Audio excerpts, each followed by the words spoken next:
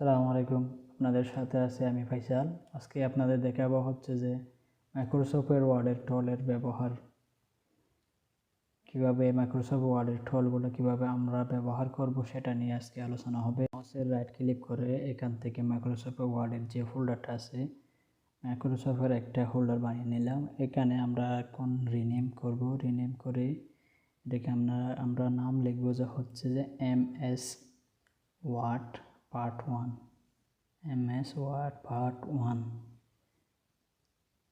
এটা আমরা এখন ওপেন করব। ডবল ক্লিক করলে কিন্তু ওপেন হয়ে যাবে। মাউসে ডাবল ক্লিক করলে ওপেন। তো আমরা ডবল ক্লিক করলাম, একটু ওয়েট, ওপেন হচ্ছে, একটু ওয়েট করতে হবে। তো আমরা মাইক্রোসফট ওয়ার্ডে অনেকগুলো শিখতে পারবো পরবর্তীতে। আমরা এটাতে জাস্ট বেসিক কিছু আপনাদের ধারণা দেব কিভাবে মাইক্রোসফট ওয়ার্ডের টুল যেগুলো আছে এগুলো ব্যবহার করতে হয়, সেগুলো নিয়ে আজকে আলোচনা হবে। তো আপনারা সাথে থাকুন, দেখতে থাকুন। তো আমাদের মাইক্রোসফট ওয়ার্ডটা এখন ওপেন হয়ে গেছে অলরেডি। এখন দেখতে পাচ্ছেন আমাদের সামনে কিছু টুল আছে, উপরে আইকন দেখতে পাচ্ছেন, অনেকগুলো আইকন। সেখান থেকে আজকে আমরা এখানে হোম যে অপশনটা আছে, আমরা এটা নিয়ে আজকে আপনাদের সাথে আলোচনা করব। অনেকগুলো অপশন আছে এখানে, ইনসার্ট, ডিজাইন, অনেকগুলো অপশন আছে, এগুলো নিয়ে পরবর্তীতে আলোচনা হবে। এখন এটা একটা নিয়ে হবে হোম। এই যে দেখতে পাচ্ছেন সামনে, এটা হচ্ছে যে ফোন। এটা হচ্ছে যে ফোন, আপনার যে লেখাটা লিখবেন ওই লেখার এই ফন্টটা দরকার। যে ফোন, বাংলা ফোন সবগুলো এখানে আছে, আপনি ইনস্টল করলে সবগুলো পেয়ে যাবেন। সো ফোনের পাশে দেখতে পাচ্ছেন সাইজ ছোটো বড়ো করা, এটা ছোটো বড়ো করা। আমরা এখানে একটা লিখব যা হচ্ছে যে মাইক্রোসফট ওয়ার্ড, এটা লিখলাম। এটা লিখে এখন আমরা মাইক্রোসফট ওয়ার্ড 2019 সিম্পল এটা লিখলাম। লেখার পরে এখন দেখবেন যে আমরা এই জিনিসটাকে, এই লেখাটাকে এখন আমরা কিভাবে ইউজ করব সেটা দেখাবো। এখানে যতগুলা টুল আছে ওগুলা দিয়ে আমরা কিভাবে এটাকে ইউজ করি। এখন দেখতে পাচ্ছেন Ctrl+B দিলে কিন্তু এটা বোল্ড হচ্ছে, লেখাটা বড় হয়ে দেখা যাচ্ছে, বোল্ড হচ্ছে। সো এখন আমরা যদি Ctrl+I দিই তাহলে লেখাটা একটু ইতালিয়ান, একটু বাঁকা হবে লেখাটা। সো আবার ইউ আছে যেটা, Ctrl+U, এটা দিলে লেখাটার নিচ দিয়ে একটা দায়ের গিয়ে আসবে, আন্ডারলাইন আসবে। সো এরকম করে আমরা এটা ইউজ করতে পারি। আরও অনেকগুলো অপশন আছে এখানে, আরও অনেকগুলো এখানে গ্রাফিক্সের অপশন, যেগুলো লেখা অনেক সুন্দর করে দেখা যায়। আরও অপশন হচ্ছে যে ওখানে লেখার ব্যাকগ্রাউন্ড কালার, তারপরে লেখার কালার, যেটা আমাদের ফন্ট আছে এটাও চেঞ্জ করতে পারি। এখন আমাদের ফন্ট ছোটো বড়ো সব কিছু এখান থেকে করতে পারবেন সুন্দরভাবে। তো এটা দেখতে পাচ্ছেন। এখন আমরা এটাকে দেখাবো যে হচ্ছে যে লেখাটা কিভাবে, এখান থেকে কালারিং একটা অপশন আছে এখানে দেখতে পাচ্ছেন। এটা একটা খুব ডিজাইন অপশন, এটা 3D অপশন, এটা অনেক সুন্দর দেখা যায়। দেখতে পাচ্ছেন এই লেখাটা এখন সুন্দর দেখা যাচ্ছে। তো আমরা এই লেখাটাকে এখন সিম্পলিভাবে রাখবো, আমরা এটা কালারিং করতেছি না, 3D করতেছি না। তো এখানে অপশন অনেকগুলো আছে, আপনাদের কাজ অনুযায়ী এখানের অপশনগুলো ব্যবহার হবে। এটা হচ্ছে যে ব্যাকগ্রাউন্ড কালার, লেখার পিছনের কালারটা হচ্ছে যে এটা আপনার যদি কালার প্রয়োজন হয় এখান থেকে কালার চেঞ্জ করতে পারেন। এটা হচ্ছে যে লেখার কালার, যে আপনি ওয়াটার লিখেছেন ওই কালারটা আপনি চেঞ্জ করতে চাইলে এখান থেকে চেঞ্জ করতে পারবেন। এভাবে আপনি অনেক সুন্দর সুন্দর করে লেখা কালারিং করতে পারেন। এটা হচ্ছে যে আপনার Ctrl+L দিলে লেখাটা হচ্ছে যে একটু বাম পাশে আসবে, বাম পাশের দিকে থাকবে লেখাটা। এরকম ই দিলে, Ctrl+E দিলে মাঝখান দিয়ে চলে আসবে। সো Ctrl+ আবার L দিলে ওই যে বলছিলাম যে বাম পাশে চলে আসবে। Ctrl+R দিলে রাইট সাইডে চলে যাবে বাম পাশে। ডান পাশে চলে যাবে, ডান পাশ দিয়ে হবে। আর এটা হচ্ছে যে এটা হচ্ছে যে লেখা একদম চারিদিক দিয়ে সমান থাকবে। এটা আপনি যেরকম ইচ্ছা আপনার কাজ অনুযায়ী লেখাটা চেঞ্জ করতে পারেন। আর এটা হচ্ছে যে স্পেস, লেখার মধ্যে গ্যাপ থাকা, লেখা আপনি যদি গ্যাপ রাখতে চান এখান থেকে যতটুকু আপনার প্রয়োজন গ্যাপ রাখতে পারেন। আপনি যদি এখানে গ্যাপ রাখতে না চান রিমুভ করে দেবেন, গ্যাপ স্পেস রিমুভ আছে ওখানে, এটা রিমুভ করে দিবেন, তাহলে হয়ে যাবে। আরও অপশন আছে অনেকগুলো, এখানে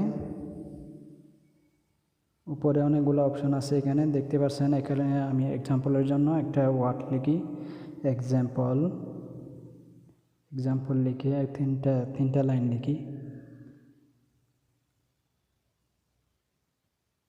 তিনটা লাইন লেখার পরে এই লেখাটাকে এখন আমরা এখান থেকে দেখতে পাচ্ছেন এখানে সিরিয়াল দেওয়ার জন্য অপশন রয়েছে অনেকগুলা, নাম্বার দিয়ে আর অনেকগুলো আইকন দিয়ে, অনেক সুন্দর সুন্দর আইকন আছে এখানে। এখান থেকে বেছে নিয়ে কোনো একটা আইকন আপনার পছন্দ অনুযায়ী রেখে দিতে পারেন। এভাবে আপনি লেখার সিরিয়ালগুলো দিতে পারেন। তো সামনে আরও অপশন আছে অনেকগুলো, দেখতে পাচ্ছেন অনেকগুলা। আপনার পছন্দ অনুযায়ী আপনার লেখার, আপনার কাজের, আপনি যে কাজ করবেন সেই কাজ অনুযায়ী আপনার লেখাগুলো যেভাবে ইচ্ছে বসাতে পারেন। আর এটা হচ্ছে যে এখান থেকে বার দিবেন হচ্ছে যে আপনি কীরকম বর্ডার ইউজ করতে চান সেটা হচ্ছে যে এখান থেকে চয়েস করে নিতে পারেন। চারিদিক দিয়ে বর্ডার হতে পারে, মাঝখান দিয়ে বর্ডার, লেফট সাইডে, রাইট সাইড, আপনার যতটুকু দরকার ওখান থেকে বর্ডার নিতে পারেন যেরকম দরকার। আর একটা অপশন হচ্ছে যে এখানে লেখা একটা দেখতে পাচ্ছেন, অনেকগুলো লেখা আছে ওখান থেকে হেডিং একটা অপশন আছে, হেডিং একটা অপশন আছে। ওখান থেকে আপনি যে লেখাটা লিখবেন, লিখে ওইখানে যদি মানে হেডিং 1, 2, 3, 4 এরকম অপশন আছে, ওখান থেকে আপনি যেটা ইউজ করবেন সেই অনুযায়ী এখানে কাজ করবে। আপনি যদি মনে করেন এখানে একটা অপশনে ক্লিক করছেন, আপনার একটা নিচে যে লেখাটা লিখবেন ওই লেখার নিচে ওটা হাইড হয়ে যাবে, হাইড করতে পারবেন আপনি কাস্টমাইজ অনুযায়ী, আপনি নিজের মতো করে। তো আপনি যদি চান ওই লেখাটার নিচে যতগুলা অপশন আছে, নিচে যতগুলো লেখা থাকবে সব কিছু কি হাইড হয়ে যাবে, এরকম অপশন আছে, এখান থেকে দিতে পারেন। এখানে অনেকগুলো অপশন আছে, এখান থেকে আপনি বেছে নিয়ে এরকম লেখা আপনি এড করতে পারেন। তো এভাবেই আপনাদের যতগুলা এখানে অপশন আছে এখান থেকে সব কিছু আপনার ইচ্ছে অনুযায়ী সাজাতে পারেন, আপনার কাজ অনুযায়ী সব কিছু সেটিং হবে। তো আজকে এই ধারণাটা হচ্ছে যে বেসিক ধারণা, আপনার সাধারণ একটা মাইক্রোসফট ওয়ার্ডের টুল যেগুলো আছে এগুলা কীভাবে ইউজ করতে হয় একটা সাধারণ ধারণা আপনাদের একটু দিলাম। আশা করি এই ভিডিওটা আপনাদের অনেক হেল্পফুল হতে পারে। আর একটা বিষয় আপনাদের দেখাচ্ছি হচ্ছে যে এই যে এখানে দেখতে পাচ্ছেন এখানে অনেকগুলো ওয়ার্ড আছে, এখান থেকে আমি শুধুমাত্র একটি ওয়ার্ড, আমার একটা ভুল হয়েছিল এখানে মাইক্রোসফট ওয়ার্ডের মধ্যে একটা ভুল হয়েছিল, তার জন্য আন্ডারলাইনে একটা লাল আন্ডারলাইন হিসেবে এখানে কাজ করতেছিল, ওটা ঠিক করে দিলাম। এখন দেখতে পাচ্ছেন আমি এম সার্চ দিলাম এই অপশনটাতে, এম সার্চ দেওয়ার পরে দেখতে পাচ্ছেন এখানে এম যে শব্দটা আছে ওটা সব জায়গাতে মার্ক হয়ে গেছে। এখন আমি আরেকটা সার্চ করি, যেমন ধরুন সার্চ করলাম, সার্চ করে দেখতে পাচ্ছেন এখানে EX যেটা আছে, EX সার্চ করছি, EX যতগুলো আছে সব কিছু মার্ক হয়ে গেছে। এরকম করে এখানে সার্চ করতে পারেন। আরেকটা হচ্ছে যে রিফ্লেক্স, এখানে গিয়ে এখানে আছে যে EX, আমি EXটাকে রিপ্লেস করতে চাই, EXটাকে রিপ্লেস করে আমি সিম্পল ওয়ার্ডটা এটা যেটা আছে এটা ইউজ করতে চাই, EXA, এতটুকু পর্যন্ত লিখলাম। নিচে লিখবো হচ্ছে যে SIM, রিপ্লেক্স করার জন্য SIM লিখলাম। এরপরে এখানে রিপ্লেক্স যে অপশনটা আছে রিপ্লেক্স অল, ওই অপশনে আমরা ক্লিক করব, রিপ্লেক্স অল ক্লিক করার সাথে সাথে দেখবেন যে ওই যে এখানে এক্সাম্পলের যে শুরুর 3 অক্ষর ছিল ওইগুলো কাটা গেছে। এখন ওখানে সিম্পল নামে অপশন হয়ে গেছে, একটা লেখা চলে এসেছে। এখানে সিম্পলের মধ্যে M2টা এসেছে। এখন আমরা M2টাকে তুলে নিয়ে সিম্পল লেখাটাকে সঠিক করে দেব। সেটার জন্য আবার এখানে গেলাম। এখানে গিয়ে আপনার এখানে লিখতে হবে যে SIMM উপরে, আর নিচে লিখতে হবে যে SIM। তো রিফ্লেক্স অলে আবার ক্লিক করে দেখতে পাচ্ছেন, রিফ্লেক্স অলে ক্লিক করলে এখন আমাদের বাক্যটা সঠিক হয়ে গেছে। সো আজকের ভিডিওটা এ পর্যন্তই। ভালো লাগলে অবশ্যই শেয়ার করবেন। আসসালামু আলাইকুম।